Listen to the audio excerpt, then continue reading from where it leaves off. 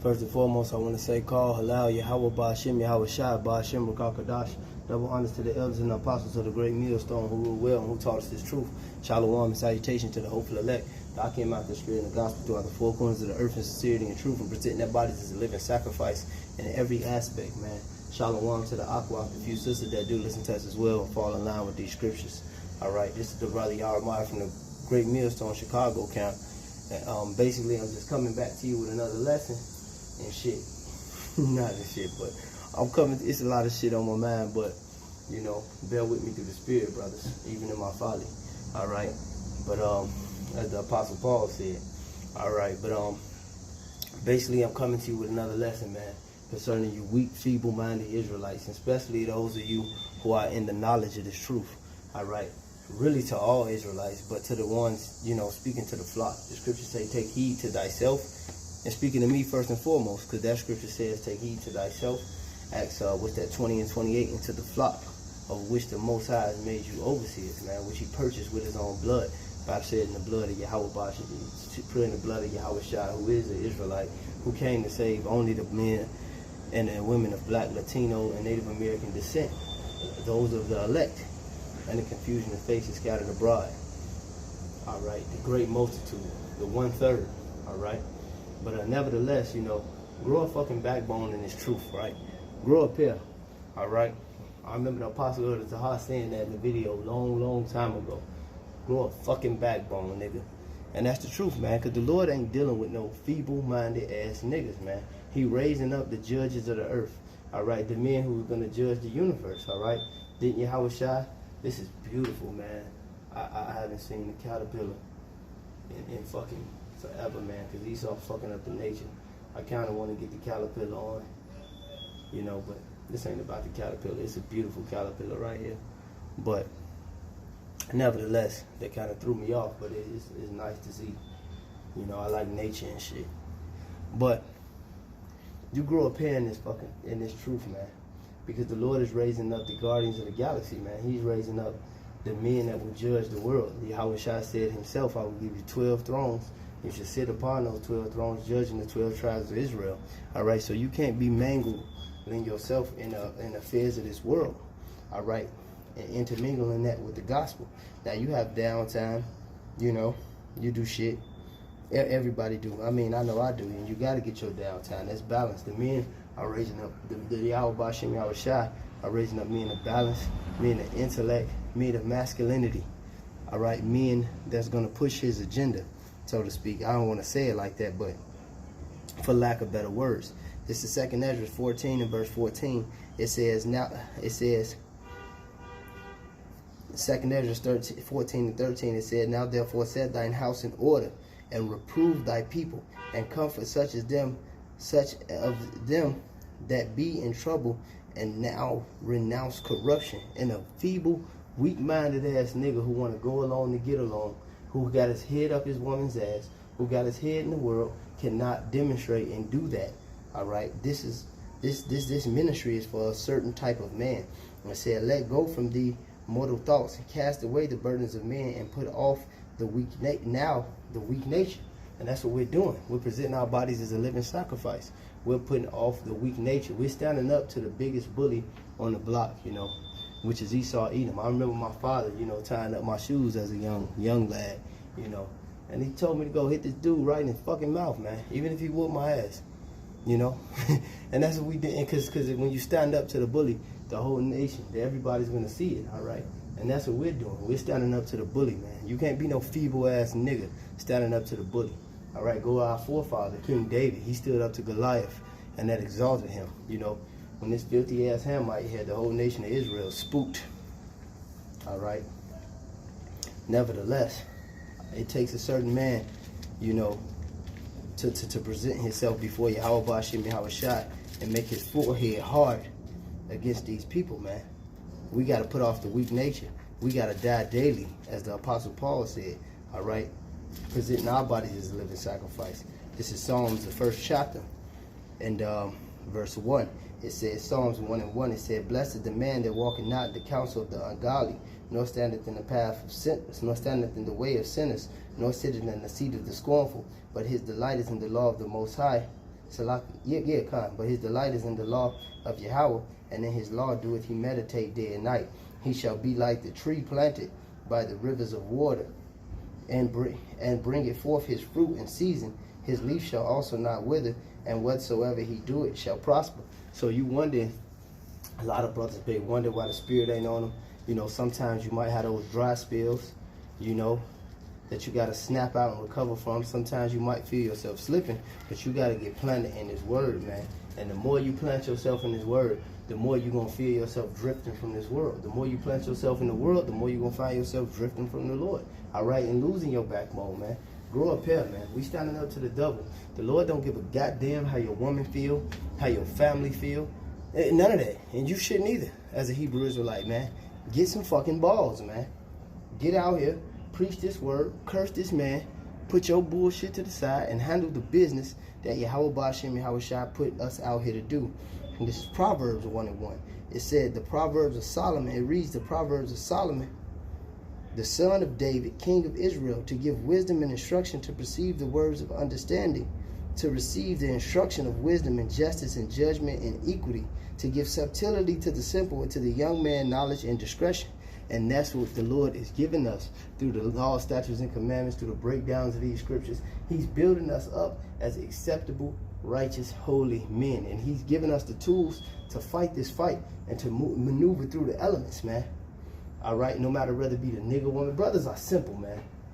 You know, I know a lot of brothers, you know, that act fucking simple. I know I act simple as hell sometimes, man. But you gotta engulf yourself in the law, statutes, and commandments, and the precepts and the heritage of our fathers, our forefathers, the history. The scriptures tell you what? Prepare the search of thy fathers. What is the search of thy fathers? Matter of fact, let me get that. You know, and this is how we learn how to navigate through this present evil world, man.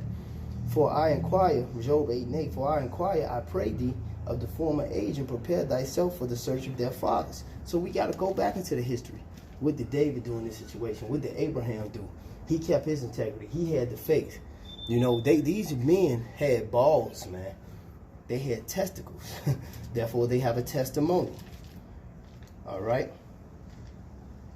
So, you know, in this present evil world, man, you got to present your bodies, man, as a living sacrifice. And you don't care how this world looks at you, man. This world is evil, man. The scriptures say the just are an abomination to the unjust, and the unjust are abomination to the just, man. Just like we look at their wickedness, they look at our righteousness, and they don't like it. And that's fucking fine, man. But you don't let that foolishness of the world sway you into believing that you're doing something wrong, man. You're breaking strongholds, man. You're taking the chains off the minds of our people that has been put on them through years of slavery, years of social engineering, years of beating them down. You know, Esau molding the Israelites, the sons and daughters of the Most High, the niggas and bitches. And that's all 12 tribes. All right. This is, let me get it. This is the book of Romans.